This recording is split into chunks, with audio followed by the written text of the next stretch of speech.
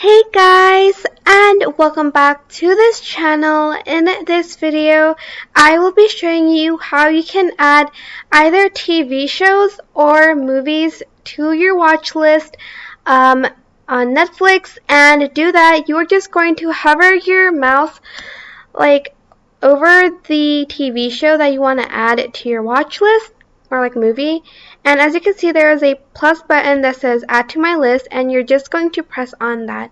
And to find that movie or TV show, you are just going to press my list over here.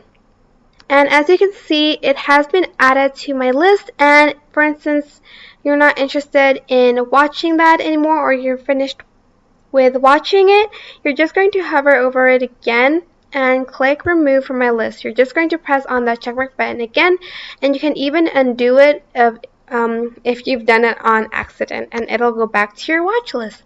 But that is basically it. I hope this tutorial was helpful for you guys. Don't forget to like, comment, share, and also subscribe to this channel if you haven't done that.